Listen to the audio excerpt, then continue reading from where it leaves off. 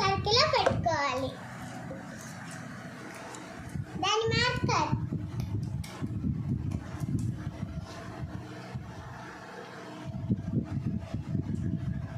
Thank you so much daddy. నువ్వు ఇచ్చిన gift భలే ఉంది. గిఫ్ట్ బాగుందా దీక్ష?